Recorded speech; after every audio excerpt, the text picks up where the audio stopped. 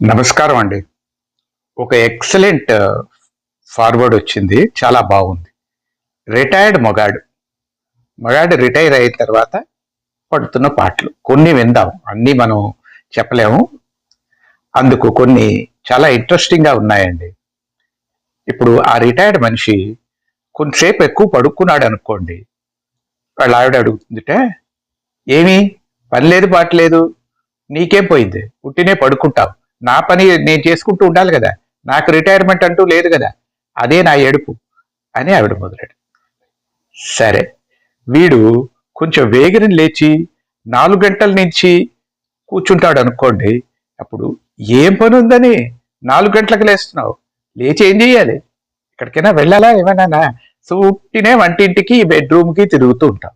Coffee తాగాలి, coffee కలపాలి, పాలవాడు రాలేదు, ఇవన్నీ నీకేం తెలుసు అని అంటుంది. సరే, ఇంట్లోనే ఉంటే రిటైర్ అయిపోయావు కదా, కొంచెం అటు ఇటు వెళ్ళొచ్చు, ఎక్కడికైనా పైకి వెళ్ళొచ్చు కదా, ఎందుకు అలా ఇంట్లోనే కూర్చుంటావు, పక్కింటి ఆవిడ అడుగుతున్నది, అతను ఎప్పుడు ఎక్కడికి వెళ్ళడా అని. ఏమిటిది, చూడు పక్కింటి అతను రిటైర్ అయ్యాడు, 5 కిలోమీటర్లు వాకింగ్ వెళ్తున్నట్ట, నువ్వెందుకు వెళ్ళావు. అది ఇంకొక ఇంట్లో.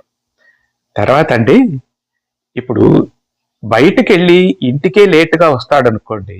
ఉద్యోగంలో ఉన్నప్పుడు ఇంట్లో లేవు, ఇప్పుడు రిటైర్ అయిన తర్వాత కూడా ఎప్పుడో సాయంకాలం వస్తావు.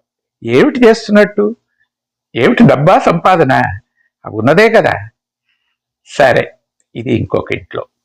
తర్వాత ఎప్పుడు ఏదో పూజలు పునస్కారాలు చేస్తూ ఉంటాడు అనుకోండి, రిటైర్ అయిపోయాడు కదా.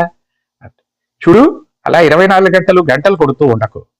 ఏమిటి నీ పుణ్యం పురుషోత్తమం, ఎప్పుడు గంటలు కొడితే ఏమిటి వస్తుంది, గంటలు కొడితే పుణ్యం అంటే గుళ్ళో పూజారికి ఎక్కువ పుణ్యం రావాలి, అతనికి ఊరంత డబ్బులు ఉండాలి. ఇప్పుడు ఆ బాధలు ఏం లేవు మనకి. నువ్వు అలా గంట కొడకు, గంటలు కొడితేనే భక్తి అని లేదు, మనసులో ఉండాలి భక్తి, అంతే అన్నదిటండి.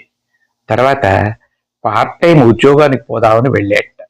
ఇప్పుడు ఎందుకు పార్ట్ టైము ఫుల్ టైము ఉద్యోగం చేసి ఏం చేయాలి, ఆ డబ్బులు ఏం చేయాలి, ఇప్పుడు ఉన్న డబ్బులు చాలా మనకి.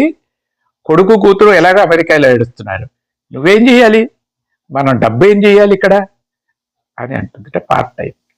సరే, ఇప్పుడు గుళ్ళు గోపురాలు తిరుగుదాం పదాన్ని తీసుకెళ్తే, చూడు ఎప్పుడు ఈ గుళ్ళు గోపురాలు తిరగడం, నాకు మోకాళ్ళ నొప్పి తప్ప ఇంకేమీ లేవు. చూడు పక్కింటి వాళ్ళు డార్జిలింగ్, నైనిటాల్, షిమ్లా, కాశ్మీర్ ఇవన్నీ వెళ్ళొచ్చారట, అక్కడికైనా వెళ్ళొచ్చునా, అది వెళ్తే కొంచెమైనా బాగుంటుంది అన్నదిట. సరే, ఇంకొక ఆయన ఈ డార్జిలింగ్, నైనిటాల్, షిమ్లా అవన్నీ తీసుకొని వెళ్ళి వచ్చాట. వచ్చాక ఆవిడ, చూడు ఇలాంటి ఊళ్ళన్నీ నన్ను అనవసరంగా తిరగమనకు, నేను తిరగాలేను, ఇక్కడికి వచ్చే కమలా మన ఎండల్లో పాత ఎండల్లో చావాలి కదా, ఇది తప్పదు కదా మనకి, వెళ్ళేం చేయాలి ఆ నైనిటాల్కి, అక్కడ ఉండం కదా అన్నదిట. తర్వాత ఏది ఇవన్నీ వద్దని ఒక ఆయన పాత పాటలు వింటున్నట్టండి. చూడు ఆ పాత పాటలు, ప్రేమ పాటలు వింటూ ఉంటే అసహ్యంగా లేదు, ఏ వయసులో ఏది చేయాలని లేదు, రిటైర్ అయిపోయింది, వయసు అయిపోయింది, ఇవి కూర్చొని వింటుంటావా, ఏదో భక్తి పాటలు వినొచ్చు కదా, ఎందుకు ఈ పాటలు అన్నదిట. తర్వాత వాళ్ళ ఫ్రెండ్స్ అందరికీ ఫోన్ చేసి ఇంకొక ఆయన మాట్లాడుతూ ఉంటాడు, ఏదో అతనికి ఊసిపోలేదు ఇతనికి ఊసిపోలేదు, ఇద్దరు రిటైర్డ్, వాళ్ళతో ఏవో పాత సంగతులు అవి మాట్లాడుకుంటూ ఉంటారు.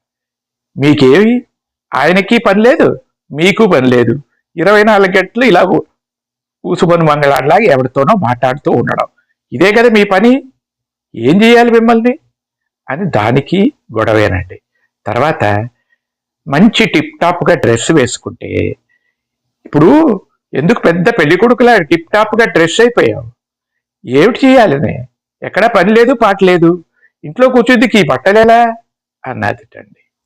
పోనీ షార్ట్స్ వేసుకొని హాఫ్ డ్రెస్సులు వేసుకొని తిరుగుతూ ఉంటే, చూడు అలాగ వేసుకు తిరిగితే ఒక ఇదిగా లేదు, ఇంట్లో ఎవరైనా వస్తే బాగుండదు, తర్వాత కోడలు అల్లుడు వచ్చిపోతూ ఉంటారు, ఇదేమిటి ఈ షార్ట్స్ ఏమిటి, ఇంట్లో ఇలాగా ఉండడం, రిటైర్ అయిపోయావని మరీ ఇంత ఘోరమా అని ఇలాగా అంటుందిటండి.